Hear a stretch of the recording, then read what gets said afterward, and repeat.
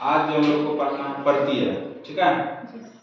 प्रत्यय जो होता है ना, ये किसी भी शब्द के अंत में लगता है, ठीक है।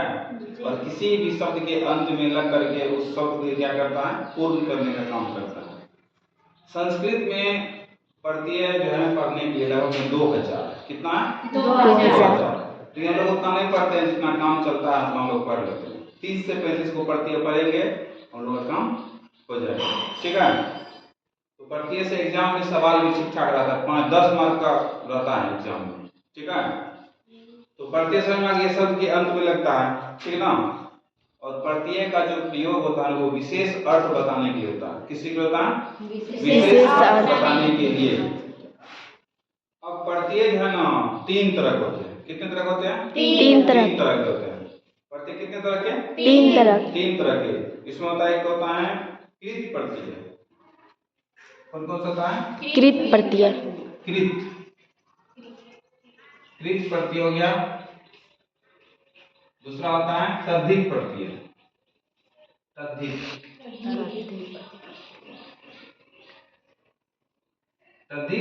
प्रत्यय होता है। और तीसरा है इसमें स्त्री प्रत्यय। कौन सा? स्त्री प्रत्यय। स्त्री प्रत्यय।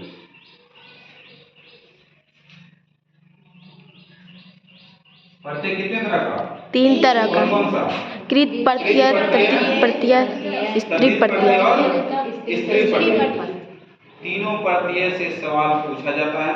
सबसे ज्यादा सवाल पूछा जाता है स्त्री प्रत्यय से, ठीक है, क्योंकि वो फिक्स है, 5-6 गो है, ठीक है। लेकिन हम लोग को सबसे पहले कौन सा प्रत्यय पढ़ना है? कृत प्रत्यय, ठीक है। कृत प्रत्यय की संख्या है 140। क्या है? 140। 140। लेकिन इतना हम लोग नहीं पढ़ेंगे, ठीक है। जितना काम चलने लगेगा उतना ही पढ़ेंगे, ठीक है। इसी में से अब देखो कृत प्रत्यय होता क्या, इसका प्रयोग जो है हम लोग क्रिया के साथ करते हैं। किसके साथ करते हैं? क्रिया के साथ। क्रिया के साथ उसको जोड़ने के लिए करते हैं, ठीक है। इसी में तो कृत प्रत्यय का प्रयोग कहाँ करते हैं? क्रिया के साथ जोड़ने के लिए। क्रिया के साथ जोड़ने के लिए। जोड़ने के लिए।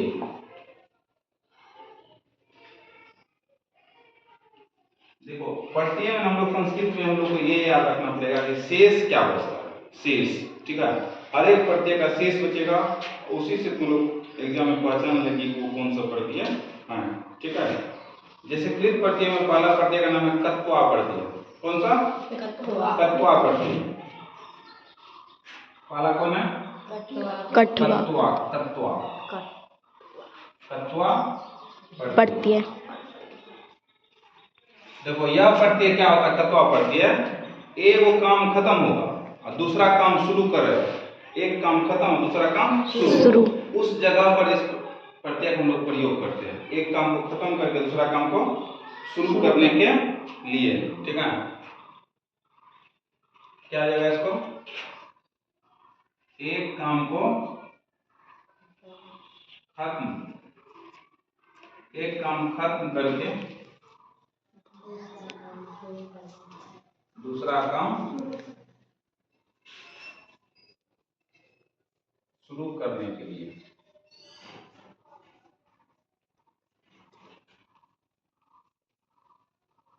जैसे मान के लोग कहता है कि मोहन खा करके विद्यालय जाता है, ठीक है। जैसे क्या जाएगा? मोहन खाकर विद्यालय जाता है। इसमें देखो एगो काम खत्म हो रहा है ना, मोहन खा लिया, एगो काम खत्म हो गया और दूसरा काम शुरू हो रहा है।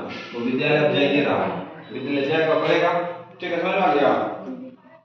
मोहन खाकर विद्यालय जाता है, इस तरह के बात में हम लोग कौन सा प्रत्यय प्रयोग करेंगे? कृत कत्वा प्रत्यय। प्रत्यय। कौन सा?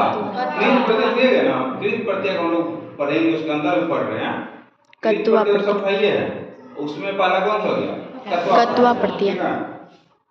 कत्वा प्रत्यय आप देखो इसमें ये हो गया यहाँ तक। अब कत्वा प्रत्यय में शेष बचता है त्वा। कत्वा प्रत्यय का शेष वा। कत्वा। कत्वा प्रत्यय शेष क्या बचेगा इसमें? वा। यानी कि हम लोग कोई भी शब्द लिखेंगे ना उसके अंतिम में त्वा लगा रहेगा। क्या रहेगा? त्वा। त्वा। जैसे लिखते हैं गत्वा। क्या लिखते हैं? गत्वा। तुम लोग को प्रश्न रहेगा कि गत्वा में कौन सा पढ़ती है? बताओ। गत्वा में कौन सा पढ़ती है? त्वा। त्वा है ना? त्वा। त्वा जिसका शेष बचता है कौन सा पढ़ती है? कत्वा। कत्वा पढ़ती इसका है। आंसर क्या हो जाएगा? कत्वा पढ़ती है। यानी कि गत्वा में कौन सा पढ़ती हो गया? कत्वा पढ़ती है। गत्वा में कौन सा पढ़ती है? जिस भी शब्द के अंत में त्वा लगा रहे अंत में उसमें कौन सा पढ़ती है? कत्वा पढ़ती है। ठीक है। जैसे लिखते हैं पठित्वा। क्या लिखते हैं? पठित्वा। पठित्वा। पठित्वा। तो पठित्वा में अंतिम में क्या है? त्वा है ना? त्वा मतलब कौन सा पढ़ती है? कत्वा पढ़ती है। कत्वा पढ़ती है। ठीक है। ठीक है।